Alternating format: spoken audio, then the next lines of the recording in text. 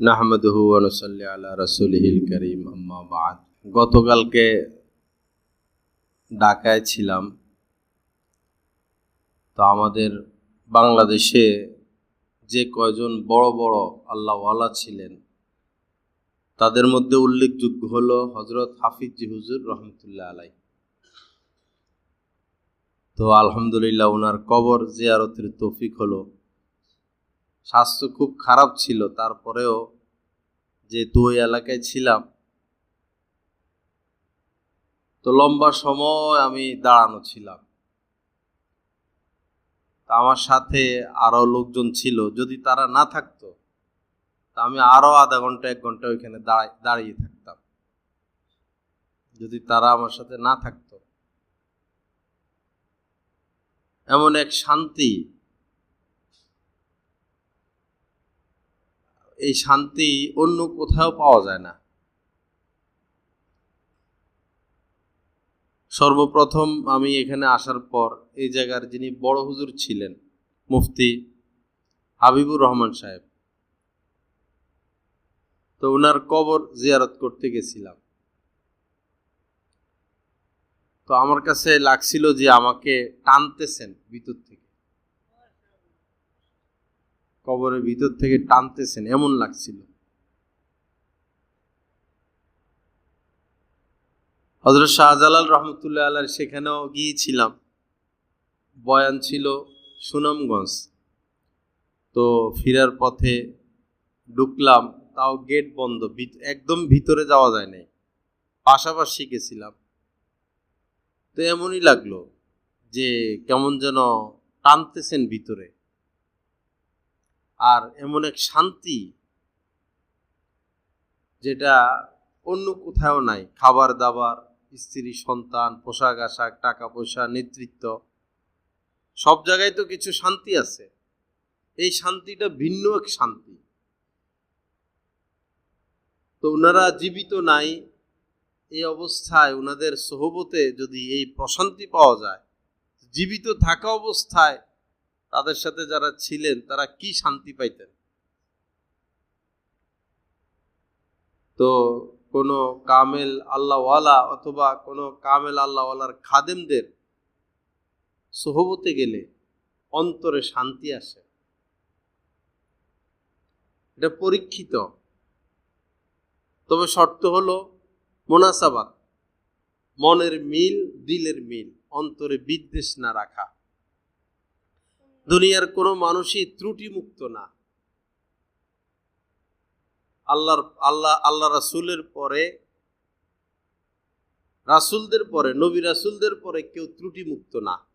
বাকি সাহাবায়ে কেরামের সমালোচনা নিষেধ, আল্লাহ তাদের উপর সন্তুষ্ট হয়ে গেছেন। এরপরে যারা কেউই ত্রুটি মুক্ত না, কিন্তু দেখতে হবে শরীয়তের দৃষ্টিতে কার প্রতি আমার মনের বিদ্বেষ, এটা শরীয়ত কি বলে, ইসলাম কি বলে। এখন যদি কোনো মসজিদের ইমাম সাহেব দাঁড়িয়ে প্রস্রাব করে, চাকরি থাকবো? মুসল্লিরা এসে নামাজ পড়বেন। কিন্তু এই ঘটনাটা তো নবীজির ব্যাপারে করছেন, খোদ নবীজির ব্যাপারে করছেন। একজন সাহাবীও তো ছুটে যান নাই, বরং সাহাবারা বীর দর্পে এই হাদিস বর্ণনা করছেন। আতা সুবাতাতা কওমিন, নবীজি ময়লা আবর্জনা জনিত একটা এলাকায় গেলেন, ফাবালা কাইমান, অতঃপর দাঁড়িয়ে প্রস্রাব করলেন। এটা এই জামানায় ছুটলে তো ফতুয়া শুরু হয়ে গেল। কিন্তু সাহাবায়ে কেরাম তো রাসূলের সোহবতের নূরে আলোকিত। আর সাহাবায়ে কেরাম জানেন যে নবীজি আল্লাহর হুকুম ছাড়া কোনো কাজ করেন না। নবীজি আল্লাহ পাকের হুকুম ছাড়া কোনো কথাও বলেন না, কোনো কাজও করেন না। এই যে দাঁড়িয়ে প্রস্রাব করার বিষয়টা, এটা খোদ আল্লাহ পাকের পক্ষ থেকে। কারণ হলো উম্মত এমন পরিস্থিতিতে পুষবে কখনো কখনো যে বর্ষাকাল, এই পরিমাণ পানি, হাঁটু পরিমাণ পানি। এখন যদি বসে প্রস্রাব করতে যায়, সব তো ভিজলো। দেশ গ্রামে অনেক সময় কাদা জড়িত, এই পরিমাণ কাদা, এখন বসে প্রস্রাব করবে কেমনে? তো এরকম পরিস্থিতিতে উম্মত পড়লে তখন নবীজি সুন্নত থাকতে হবে না সেখানে? ইসলাম তো কমপ্লিট জীবন ব্যবস্থা, নবীজির সুন্নত তো সেখানেও থাকতে হবে। এজন্য ওই পরিস্থিতিতে পড়লে এইভাবে যেন প্রস্রাব করে নবীজি শিখিয়ে গেলেন। তো কাহার মধ্যে কোনো দোষ ত্রুটি থাকলে এটা শরীয়ত দিক কোরআন হাদিস মোতাবেক এটা কি দোষ কিনা, আমার রুচি আমার মেজাজের সাথে লাগুক বা না লাগুক সেটা দেখার বিষয় না। দেখার বিষয় হলো শরীয়ত কি বলে, কোরআন হাদিস কি বলে। বড় কঠিন বিষয়।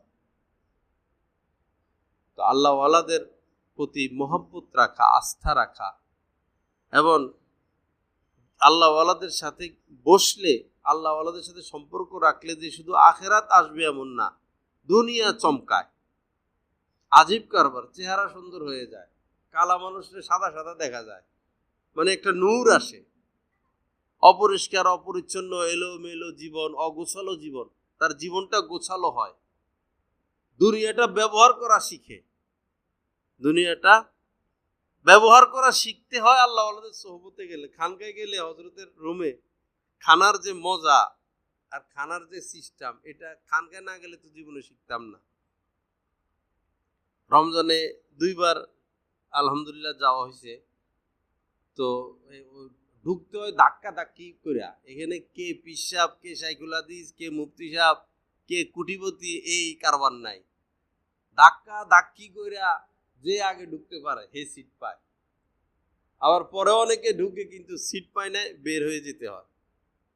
অনেক বড় বড় মানুষও। এক মন্ত্রী সাহেব আসবেন হযরতের এখানে, সাবেক, দেখা করতে আসবেন। পরে হযরত বললেন যে, তো মন্ত্রী সাহেব এখানে আসলে লাভ হবে কি আমার এখানে? উনি যদি জুমার দিন আসে একটু বয়ান শুনে, তাহলে উনার একটু লাভ হবে, কিছু দিন পাবে। দেখেন কি নজরিয়া। এখানে আসলে শুধু শুধু এখানে তো আর বয়ান হবে না, দেখা সাক্ষাৎ হবে, খাবার দাবার হবে, অতটা ফায়দা তো মন্ত্রী সাহেবের হবে না। তো উনি জুমার দিন আসুক। তো ঠিকই জুমার দিন মন্ত্রী সাহেব আসছে, স্বাভাবিক মুসল্লির মতোই উনি, ওনার জন্য আলাদা কোনো ব্যবস্থা করা হয়নি। উনি আইসা মসজিদের এক পাশে বসছেন, হযরতওয়ালা বয়ান করছেন। বয়ানের পরে হযরতের সাথে খানকায় গেছেন। তো অনেক বড় বড় মানুষরাও আসে। তো দেখি যে ধাক্কা ধাক্কি করেই যে আগে ঢুকতে পারে। তো পরে ওইখানে খাইতে বসলে বোঝা যায় দুনিয়ার স্বাদ কিভাবে নিতে হয়। আমরা দুনিয়াদাররা তো দুনিয়া কামানো শিখছি, খাওয়া শিখি নাই, ব্যবহার শিখি নাই। কোন দুনিয়াদার ব্যবহার শিখে নাই, দুনিয়ার ব্যবহার শিখে নাই। শুধু ব্যাংকে জমায় পরে মরে, ব্যাংকে জমা জায়গা কিনে পেরেশানি হয়, ব্যবসা বাড়ায়, পেরেশানি বাড়ায়, পরে মরে, দুনিয়ার স্বাদটা পায় না। হযরতের এই একটু ঘামায় অনেক সময় গরমকালে, ঘামাইলেই, যেমন মসজিদে নামাজ পড়াইলো তো ঘামায় গেছে, নামাজের পরে মজলিস, তো খানকে চলে গেছে। কি জন্য গেল? আসল বিষয় হলো যাইয়া পায়জামা পাল্টাবে, গেঞ্জি পাল্টাবে। একটু ঘামাইছে, পায়জামা পাল্টাবে, গেঞ্জি পাল্টাবে। হযরতের পাঞ্জাবি যদি উদাহরণস্বরূপ 5টা হয়, গেঞ্জি থাকবে অন্তত 15টা। দৈনিক 2-3টা গেঞ্জিও পাল্টায়, একটু ঘামাইলে গেঞ্জি পরিবর্তন করে। রুচি আর খাবার, যে শাহী খাবার, শাহী খাবার এত স্বাদ, এত মজা। কলা তরকারি জীবনে কত খাইলাম। তো ওই দিন হযরতের ওইখানে গিয়া কলা খাইছি, সুবহানাল্লাহ, কলার আসল স্বাদ পাইলাম। এরপরে কক মুরগি তো খাইয়ে না বহুদিন থেকে, গন্ধ গন্ধ লাগে। তো খানকায় গেলাম, কক মুরগি দিলেন, দেশি মুরগির থেকে বেশি মজা পাইছি। আল্লাহওয়ালাদের সোহবত নিজের প্রয়োজনে যেতে হয়, দুনিয়া শিখতে হয়, সেখানে গিয়ে আখিরাতও শিখতে হয়। ব্যবহার শিখতে হয়, আচার আচরণ শিখতে হয়, শিষ্টাচার শিখতে হয়। সব মানুষ বাচ্চা এখন মাদ্রাসায় দেয়, সব মানুষ। গুলশান বনানী কোনো এলাকা নাই এত মাদ্রাসা, কিন্তু দেখা যায় বাচ্চাগুলা 2-3 বছর 4-5 বছর পরে আর টিকে না। এই না টিকার অনেকগুলো কারণ। এক হইল কারো সহবতে নিয়ে যায় না,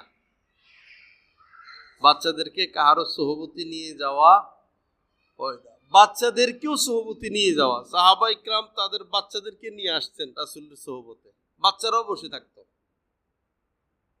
বাচ্চা কালের হাদিস, নাবালেগ ছিলেন ওই সময় নবীজির কাছে হাদিস শুনছেন, পরে বালেগ হয়েছেন, পরে ওই হাদিস বর্ণনা করছেন। অথচ এই হাদিস শুনছেন নাবালেগ অবস্থায়, এমনও ছিল ঘটনা।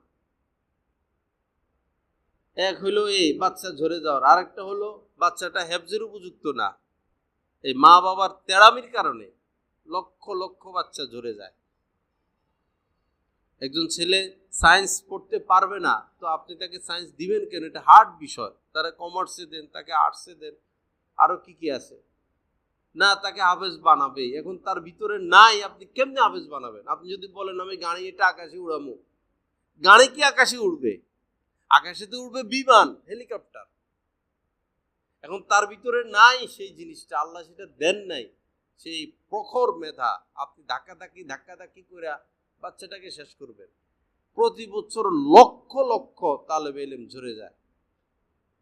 এই যাবে কিতাব বিভাগে দেয় না, দেয় হেফজোখানায়, 2-4 বছর ঘুরাঘুরি করে বাস শেষ পড়ালেখা, বাচ্চাটার জীবন শেষ। সব জায়গায় মানুষ নিজের মানসিকতা বাস্তবায়ন করতে চায়, নিজের মেজাজ বাস্তবায়ন করতে চায়, একটা গোড়ামি মেজাজ মানুষের মধ্যে। কিন্তু সাহাবা ইকরাম তো এমন ছিলেন না। সাহাবা ইকরাম হচ্ছেন সামি'না ওয়া আতা'না, যা শুনলাম তা মানলাম। নবীজির নামাজের মধ্যে ওই যে যু কিবলাতাইন, মদিনায় গেলে সবাই মসজিদে যায়, এই মসজিদের কিবলা 2 দিকে, আমাদের এই মসজিদগুলোর কিবলা একদিকে। তো ওই মসজিদে নবীজি নামাজ পড়তেছেন, 2 রাকাত শেষ হলো, এই সময় আয়াত নাজিল হইছেন, ফাওয়াল্লি ওয়াজহাকা শাতরাল মসজিদিল হারাম। এতদিন নামাজ পড়তেন বাইতুল মুকাদ্দাসের দিকে ফিরে, ফিলিস্তিন। 2 রাকাত নামাজ পড়ার পরে আয়াত নাজিল হয়েছে যে কিবলার দিকে ফিরে, কাবার দিকে ফিরে নামাজ পড়েন। আয়াত নাজিল হওয়ার সাথে সাথে নবীজি এই মিম্বরের থেকে ঘুরে গেছেন কিবলার দিকে। আমরা যদি হইতাম মুসল্লিরা, আল্লাহ জানে মুসল্লিরা কি করত। সাহাবা ইকরাম সাথে সাথে ঘুরে গেছেন, সাথে সাথে রাসূল ঘুরে গেছেন, আমরাও ঘুরে গেছি। পরে ওই সময় এলান হচ্ছে মদিনায় যে কিবলা পরিবর্তন হয়ে গেছে, কিবলা পরিবর্তন হয়ে গেছে। যে সাহাবী যেখানে ছিলেন নামাজরত থাকা অবস্থায়, যারা শুনছেন, নামাজের মধ্যে কিবলা কাবার দিকে ফিরে নামাজ আদায় করছে। এই হচ্ছে সাহাবা ইকরামের দৃষ্টান্ত। হযরত আব্দুল্লাহ ইবনে ওমর রাদিয়াল্লাহু তাআলা আনহু, ওমরের ছেলে, সফরে যাচ্ছেন। পরে নির্দিষ্ট এক জায়গায় গিয়ে তিনি উট বা ঘোড়া থামাইলেন, দূরে এক জায়গায় গেলেন, গিয়ে যেভাবে প্রস্রাব করতে হয় এভাবে বসলেন, কিন্তু প্রস্রাব করেন নাই, প্রস্রাব ছিল না। একটা নির্দিষ্ট ঢঙ্গে বসছেন, একটা নির্দিষ্ট জায়গায় গিয়ে বসছেন, একটা নির্দিষ্ট নিয়মে হেঁটেছেন, আবার নির্দিষ্ট নিয়মে এসে ঘোড়ার উপরে উঠছেন। তো সাথে যারা ছিলেন তারা মনে কিছু রাখতেন না, সব জেনে নিতেন। সাহাবা ইকরামের বড় যে গুণ ছিল, তারা মনে কিছু ধরে রাখতেন না, স্পষ্টভাবে জেনে নিতেন, এই বিষয়টা বুঝি নাই। তো ওমরের ছেলের কাছেও, হযরত ওমরের ছেলের কাছেও জানতে চাইলেন, ব্যাপারটা তো বুঝলাম না, কেন নির্দিষ্ট জায়গায় আপনি সাওয়ারি দাঁড়া করাইলেন, আবার একটা নিয়মে হাইটা গেলেন, আবার বসলেন প্রস্রাব করতে, কিন্তু প্রস্রাব তো আপনি করেন নাই, এমন করলেন কেন? তো তিনি উত্তর দিলেন, এই রাস্তা দিয়ে আমি হেঁটে যাচ্ছিলাম, নবীজি ঠিক এই জায়গায় এসে দাঁড়িয়েছেন, তা আমিও নবীজির অনুসরণে এখানে দাঁড়াইলাম। নবীজি এই রাস্তা দিয়ে হেঁটে ওইখানে প্রস্রাব করতে বসছেন, আমিও ঠিক ওই নিয়মে ওই জায়গায় গিয়ে বসলাম নবীজিকে অনুসরণ করার লক্ষ্যে। যেহেতু আমার প্রস্রাবের প্রয়োজন ছিল না, এজন্য আমি করি নাই। তো কেমন ভাবে তারা নবীজিকে অনুসরণ করতেন? মদিনায় ওই সময় পশমি জুতা ব্যবহার করতো, মানে জুতার উপরে পশম, চামড়া পশম সহ এরকম জুতা আছে এখনো, তো পশম সহ চামড়া। তো হযরতে এই এই ওমর রাদিয়াল্লাহু তাআলা আনহুর ছেলে, উনি তো মুফতি ছিলেন, উনি কখনো পশমি জুতা পরতেন না, জুতার মধ্যে পশম এরকম জুতা পরতেন না। অন্যরা শখ করে পরে, আমিও পরছি ছোটকালে, সুন্দরই লাগে, উনি পরতেন না। পরে ওনাকে জিজ্ঞাসা করা হলো যে আপনি পশমি জুতা পরেন না কেন? তো উনি বললেন, নবীজিকে কখনো পড়তে দেখি নাই, এজন্য আমি পড়ি না। কিরকম অনুসরণ করতেন? তো এই যে আমরা তো আর নবী পাই নাই, নবীর স্থানে হচ্ছেন নায়েবে নবী আলেম ওলামা। আমাদের উচিত নিজের শায়েখকে অনুসরণ করা, মহব্বত করা, সোহবতে আসা যাওয়া রাখা। সোহবত থেকে দূরে সরলে সব শেষ, একদম সব শেষ। আমরা এত ব্যস্ত থাকি, তাও তো আলহামদুলিল্লাহ যাওয়ার চেষ্টা করি। আমাদের সাথে যারা বায়াত হইছেন, বহু লোক এখন নাই, যায় না। আবার যারা খেলাফত পায়, এরাও আস্তে আস্তে যাওয়া আসা ছেড়ে দেয়, নিজের এলাকায় কাজে ব্যস্ত হয়ে যায়। কিন্তু হযরতের এক কবিতা আছে, যারা খলিফা কিন্তু সোহবত নাই, এরা ল্যাংড়া আর লুলা খলিফা। এই খলিফারা ল্যাংড়া আর লুলা। যিনি পীর, তার লক্ষ লক্ষ মুরিদ। এই পীরকেও বড় কারো সোহবতে যাইতে হবে, এটাই নিয়ম। পীর মারা গেলে সাথে সাথে পীর ধরা। যিনি পিসাব, উনি কারো সোহবতে যাবেন না এমন না, তিনিও তার শায়েখের পিছনে পিছনে পীর হওয়ার পরও ধরতে হবে, সোহবতে যাইতে হবে। এটাই রাস্তা, এটাই সিস্টেম। আল্লাহ আমাদের সবাইকে আল্লাহ ওয়ালাদের সোহবতে আসা যাওয়ার তৌফিক দান করেন। আল্লাহ ওয়ালাদের রঙে রঙিন হওয়ার তৌফিক দান করেন। এক রং ধরা, গাড়িতে এক রং লাগায়, দেখতে সুন্দর লাগে। এখন প্রাইভেট ক্যারেক্টার মধ্যে যদি কালা লাগায়, সাদা লাগায়, হলুদ লাগায়, নীল লাগায়, সবুজ লাগায়, যা আছে সব লাগায়, কি কালার হইল গাড়িতে? কোনো কালার হইছে? এক এক রঙে রঙিন হওয়া, একজনের রঙে রঙিন হওয়া, তখন বোঝা যায় যে উনার মধ্যে অমুকের রং পাওয়া যায়।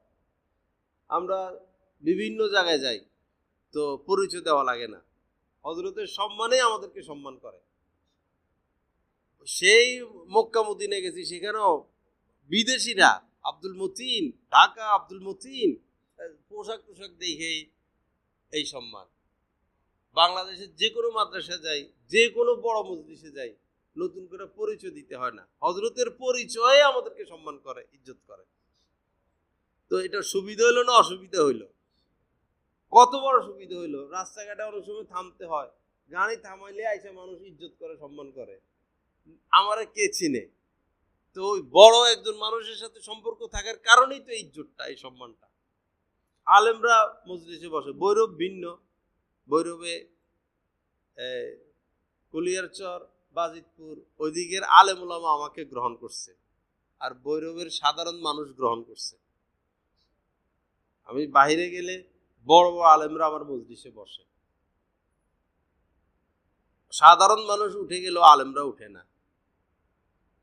পটুয়াখালীতে পুরা পটুয়াখালীর সকল আলেম ওলামা এক হইছে, প্রায় তো এই 700-800 এরকম হইতে পারে। 1 ঘন্টা আমি বয়ান করছি, ওনারা এখনো অপেক্ষা আছে আমি যেন আবার যাই। এখানে থাকতে থাকতে এখন আর দাম নাই ভৈরবের, শুনতে শুনতে এখন আর কদর নাই। আল্লাহ আমার মাধ্যমে যে কথাগুলো বলায়, যে বিষয়গুলো, এটা কোন মসজিদে এই বিষয়গুলো আলোচনা হয়? যে বিষয়গুলো বলা দরকার সংস্কারমূলক, কোথায় আলোচনাগুলো হয়? সিলেটে আমার কিছু বক্তবিন্দু আছেন, তো মেসেজ পাঠাইছে গত 7-8 দিন আগে।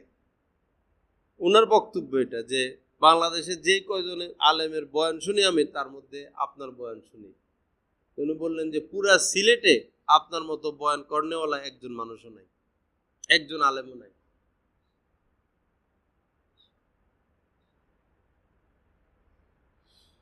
লা ইলাহা ইল্লাল্লাহ। আল্লাহ পাক আমাদেরকে মাফ করে দেন। এখন যদি ভিডিও টিডিও করতাম, টিকটক করতাম, ক্যামেরা 10-12টা, এরপরে ইউটিউবওয়ালাদেরকে টাকা টুকা দিয়া ভাইরাল হইতাম, তখন লাখ লাখ মানুষ সম্মান করতো, ইজ্জত করতো। এই সম্মানের দরকার কি? মরে গেলে সম্মান যাবে কই? পরিচিত হওয়ার দরকার কি? সম্মানের দরকার কি? আল্লাহর সাথে সম্পর্ক কতটুকু সেটা হইলো, সেটা কাজে লাগবে। চোখ বন্ধ হইলে সম্মানও শেষ। চোখ বন্ধ হইলে কাজে লাগবে আল্লাহর সাথে সম্পর্ক কতটুকু সেটা। আমাদের মেইন হইল আল্লাহর সাথে সম্পর্ক গড়া। আল্লাহর কতটুকু কাছাকাছি বুঝতে পারলাম সেটা দেখার বিষয়। আল্লাহ পাক জাল্লা জালালু আমাদেরকে আমলের তৌফিক দান করেন। তা আমাদের মাসিক ইজতিমাটা হয়তো আগামী শুক্রবার হবে না, আল্লাহ চাইতো হয়তো হজের সফরে থাকার পরে শুরু হইলে মনে হয় প্রথম সপ্তাহে নিয়ে আসলে ভালো। প্রথম শুক্রবার, শেষ শুক্রবার মনে রাখতে পারে না। আর মাসের শেষে মানুষের কাছে টাকা পয়সাও থাকে না। মাসে 1000 টাকা দিব, মুখ কালা করে ফেলায়, 2-3 বার ঘুরায়। আমরাও আলহামদুলিল্লাহ আমাদের হযরতের খানকায় চাঁদা দিই। আমরা ওইখানে চাঁদা যারা দেয়, ওইখানে আমার নাম শুরুতেই আছে আলহামদুলিল্লাহ। তো ওইখান থেকে বারবার ফোন দিবে, আমি বিকাশে পাঠামো। আমি বলছি আমারও ফোন দেওয়া লাগবো না, কোনো টেনশন নাই। আমি বিকাশের যে এখানে সুজন বসে, পরে বলছি যে তুমি নিজ দায়িত্বে প্রতি মাসের প্রথম সপ্তাহে খানকার হাদিয়াটা পাঠাই দিবা, যেটা আমি দেই। আমি তো আমার ব্যাপারে এতটা সতর্ক। ওইখান থেকে ফোন দেয় লোকজন, পরে আমার পাঠাইতে আমার হইয়া যায় দেরি। আমি থাকি গাড়িতে, আমি থাকি আরেক জায়গায় বিকাশের দোকানে যাবো, পাঠামো। এজন্য লাইন খুলে দিছি। প্রথম সপ্তাহে সে হাদিয়াটা পাঠাইয়া দেয়। আলহামদুলিল্লাহ, শান্তি লাগে। লা ইলাহা ইল্লাল্লাহ। আল্লাহ আমাদের সবাইকে মাফ করেন। খরচ না করলে আসবে না। এই ঈদে আমি নিয়ত করছি যে এই কোনো মার্কেটিং করবো না, কারণ হজের সফর, টাকা পয়সার ব্যাপার। পরে নিজের জন্য এক টাকার জিনিসও কিনি নাই। আবার বাচ্চার আম্মার জন্য শুধু জুতো একটা কিনে দিছে। এদের আছে, হাদিয়া আসছে। কিন্তু আমার যত আত্মীয় স্বজন হঠাৎ করে একদিন নামাজের মধ্যে এই কোন একটা আয়াত বা হাদিস আমার ভিতরে আসছে, ওইটা আমার মনে নাই। নামাজ শেষ করে, তারাবি শেষ করে চলে গেছে নিউ মার্কেট। যে সমানে লও আর কিনো, চয়েস করো। ঘরে ঘরে মামা মামি, খালা, চাচা চাচি, মামতো বোন, যা আছে আত্মীয় স্বজন, বিদেশ থেকে যেরকম গাঠি নিয়ে আসে, এরকম 2 গাঠি পাঠাইছে বিকাশ ইয়াতে, কিসে, কোরিয়ানে, নোয়াখালী। সবাই খুশি। মানে এটা যে হেরা যে গরিব মানুষ, এরা সবাই আমার থেকে বড় লোক, গরিব শুধু আমি। কিন্তু আমার পক্ষ থেকে পাইছে একটা হাদিয়া, এইটা পাইয়া তারা খুশি যে আমাকে মাওলানা সব পাঠাইছে হাদিয়া। কেউ মুখে লাগায়, কেউ চোখে লাগায়, কেউ এটা গায়ে দিব না কোনোদিন, আলমারিতে রেখে দিব, এই অবস্থা। তো আলহামদুলিল্লাহ খরচ করছি, আল্লাহ পাক দিছেন। আমি আমার থেকে খরচ করছি, পরে যোগ বিয়োগ করে দেখলাম যে আমার থেকে 1 টাকাও যায় নাই। যোগ বিয়োগ করে দেখি 1 টাকাও আমার থেকে যায় না। আরো লাভ, ব্যবসায় আরো লাভ, ব্যবসায় আরো লাভবান। খরচ করবেন, দিতে থাকবেন সব সময়। দান করলে কখনো বড় কোনো বিপদ আসবে না। গরিবের হাতে দিবেন, মিসকিনের হাতে দিবেন, দান বাক্সে দিবেন, মসজিদ দিবেন, মাদ্রাসায় দিবেন, অল্প অল্প হোক, 5 টাকা 5 টাকা হোক, 10 টাকা 10 টাকা হোক, ফিরে দিতে নাই, দিতে থাকা। দিলে আল্লাহ পাক বাজেট করবেনি, কার খরচ কেমন আল্লাহ তো দেখেন। তো ওর খরচ অনুযায়ী ওর জন্য আল্লাহ পাক বাজেট করেন। আর জমাবেন তো লাভ কি? তো মরলেন, কবরে গেলেন, হিসাব নিকাশ নিয়ে ব্যস্ত। হিসাব নিকাশ বড় কঠিন। লা ইলাহা ইল্লাল্লাহ। যা কিছু আলোচনা হলো আল্লাহ পাক সকলকে আমলের তৌফিক দান করেন। আগামী শুক্রবার থেকে খানা চালু হবে। আগামী শুক্রবার ইয়াসিন ভাই আগে দায়িত্ব নিয়ে নিছেন, ইয়াসিন ভাই খাওয়াবে ইনশাল্লাহ খানা আগামী শুক্রবার থেকে। আজকে শুধু ঝালমুড়ি আগেরটা, সবাই আপ্যায়ন গ্রহণ করি। ইব্রাহিম ভাই ঝালমুড়ির ব্যবস্থা করছেন। জাযাকাল্লাহু খাইর। সুবহানাকাল্লাহুম্মা ওয়া বিহামদিকা আশহাদু আল্লা ইলাহা ইল্লা আনতা আস্তাগফিরুকা ওয়া আতুবু